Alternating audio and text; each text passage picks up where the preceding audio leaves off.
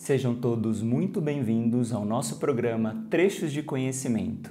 Hoje é o nosso quinto e último programa do estudo do livro de Trigueirinho, Nossa Vida nos Sonhos.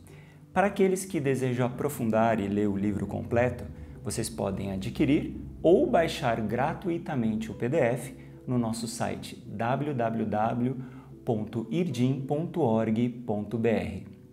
Até incluindo o programa de hoje, nós estudamos 5 dos 16 capítulos que constam nesse livro. Então, tem muita instrução, tem muitos ensinamentos que vocês podem aprofundar no livro. O livro ele é composto por duas partes. A primeira parte, com 10 capítulos, e a segunda parte, com 6 capítulos. Eu vou ler os capítulos agora da primeira parte. Por exemplo, a importância de sonhar, o sono profundo e alguns tipos de sonho, o correto adormecer, o correto despertar, a aventura da noite, alguns cuidados, consequência dos sonhos, sonhos comuns e sonhos mentais, ensinamentos pelos sonhos, a qualidade da vida onírica. E a segunda parte, com 6 capítulos, a função espiritual dos sonhos, o sonho evoluído, os sonhos como mensagens da alma, a realidade além dos sonhos, os sonhos proféticos, uma visão.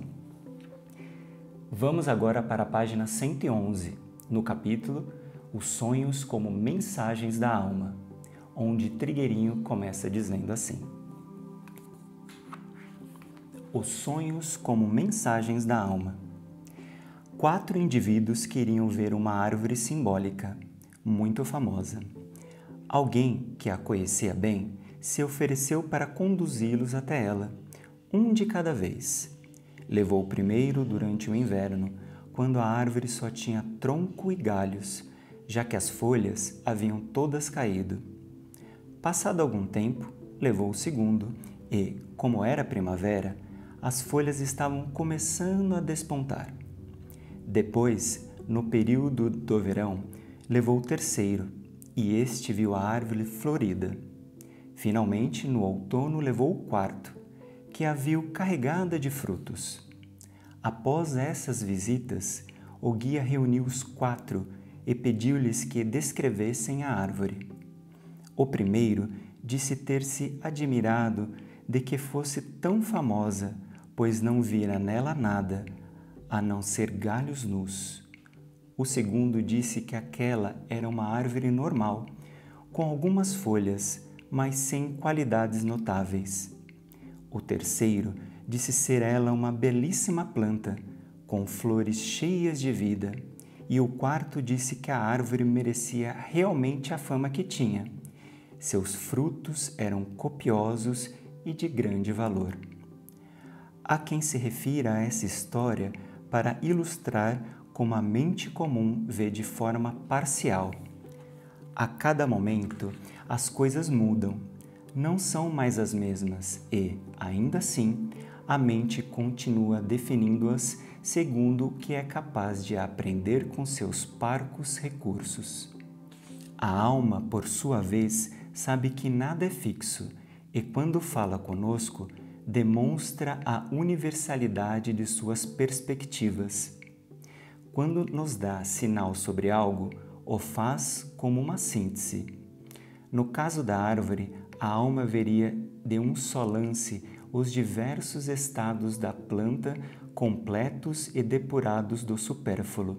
Quando estamos livres do controle do cérebro físico e, portanto, em condições de penetrar realidades mais amplas, desaparece a atitude corriqueira com a qual encaramos as situações. Por meio dos sonhos, conhecemos um mundo a que os sentidos comuns não têm acesso. Certa vez, visitei um grupo que fazia um trabalho espiritual de âmbito mundial e fiquei impressionado com os costumes e hábitos de seus membros. Eram fora dos padrões de qualquer trabalho dessa natureza.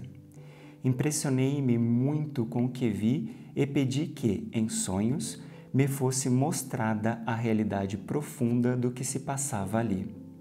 Não muito tempo depois, com os olhos fechados e o corpo relaxado, percebia uma potente astronave, cujo modelo jamais imaginara possível, imensa nos céus. O rumor que fazia era mínimo em confronto com seu tamanho. Voltando ao estado totalmente desperto, adveio-me a compreensão de que aquele trabalho, embora demonstrasse estar corrompido no plano físico, ainda tinha, com a sua vibração energética, força suficiente para transportar milhares de almas a níveis mais altos de consciência. E essa era, na realidade, a proposta daquele grupo: não criar formas de vida perfeitas no plano físico, mas erguer as consciências ao plano mais elevado que pudessem atingir. Isso era obtido pela irradiação do próprio lugar onde o grupo se encontrava instalado e de núcleos no ar. Tal irradiação persistia, apesar do comportamento estranho dos membros da comunidade. A mente normal e crítica, entretanto, jamais teria condições de ver isso julgando aparências. Para comunicar-se conosco, a alma utiliza-se de elementos de nossa própria memória. Por isso, um símbolo percebido por um indivíduo, em geral, é adequado apenas para ele. Se ao ver um símbolo peçam ao analista comum que eu interprete, posso chegar às mais diversas e interessantes leituras desse símbolo. Todavia, o caminho mais curto e mais certo, sem dúvida, é silenciar-me diante do que vi, voltar-me para o centro do meu ser e aguardar o significado vir de lá. Isso porque, em algumas ocasiões, a alma usa símbolos que dizem respeito à nossa experiência em vidas anteriores. Nesse caso, apenas nós mesmos temos acesso ao verdadeiro sentido deles. Uma vez, o coordenador de um pequeno grupo de meditação pediu orientação interna a respeito de 2 pessoas interessadas em participar das reuniões semanais. Como resposta, teve a visão de 2 compartimentos ligados entre si, com os quais ele nunca tinha deparado nessa vida. Num deles, o da direita, estava um dos candidatos, no da esquerda, o outro. De repente, os 2 compartimentos se separaram e o da esquerda ficou às escuras. Essa visão serviu para revelar-lhe quem devia entrar no grupo e quem não devia ser admitido. Todo esse quadro evocou nele, ademais, a impressão intuitiva de que havia um obstáculo não resolvido entre os 2 candidatos e, provavelmente, entre um deles e o grupo. A imagem, símbolo com particular significado para a pessoa que a viu, deixava transparecer que se tratava de um problema de encarnação passada, ainda influenciando fatos atuais. É fundamental observar que mensagens da alma não contêm julgamentos. No caso acima, ao mostrar 2 ambientes separados, um deles, às escuras, não há nenhum juízo crítico e ninguém é condenado. Simplesmente o fato é mostrado, sem o menor comentário. A alma não diz se um candidato é melhor que o outro e não aponta coisa alguma que marque alguém de forma indelével. Pelo visto, ela não cria karma no mesmo sentido que o eu consciente o faz. No nível de mente humana, essa mesma mensagem seria contaminada com o julgamento da situação ou das pessoas envolvidas, o que criaria karma para a mente e para o ego. A alma diz não sem emitir qualquer conceito. Há apenas um quarto às escuras, possível pela própria vibração do local mostrado e não pela ação da alma em si, que se mantém imparcial e destacada do fato.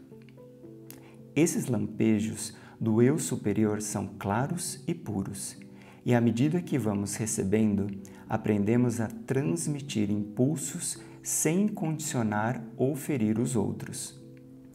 Como é evidente, a forma de agir da alma difere da forma de agir da personalidade, mas esta pode aprender uma ética nova por meio dos sonhos ou das visões que lhes são enviadas dos níveis superiores. A minha visão da aeronave, por exemplo, continha uma mensagem importante que era não julgar, e não propriamente uma avaliação daquele grupo e de seu estilo de vida. Assim, o que a mensagem me ensinou foi não julgar, porque nenhum julgamento corresponde à realidade. A personalidade aquilata com base em sua própria experiência, às vezes limitada aos fatos da presente encarnação. A alma, por trazer consigo a experiência de todas as encarnações anteriores e a sabedoria do nível mesmo em que vive, mostra um quadro levando em conta uma parte muito mais ampla e abrangente da criação e dos mundos do que a mente pode conceber. Ao mostrar que uma personagem está às escuras, a alma o faz sem excluí-la da totalidade da vida e sem nos eximir da responsabilidade pelo que possa estar acontecendo com ela. Sendo a vida uma totalidade, não há situação alheia que não nos diga respeito, e tampouco há ato nosso, físico, emocional ou mental, que não reflita positiva ou negativamente sobre os demais. Esse é o ponto de vista da alma, universal. Se estivermos receptivos para ele, aprenderemos a ser mais abrangentes e compassivos. Bem, vamos ficando hoje por aqui e na próxima semana iniciaremos um novo estudo do livro A Energia dos Raios em Nossas Vidas. Não esqueça de compartilhar e comentar esse vídeo para que mais pessoas tenham acesso à instrução espiritual. Caso você queira aprofundar sobre o tema Os Sonhos, entre no nosso website irdim.org.br ou nos canais do YouTube Trigueirinho Oficial e Irdim Editora, e lá vocês irão encontrar partilhas tanto de Trigueirinho quanto de Frei Luciano sobre esse tema. Nos vemos na próxima semana. Até lá!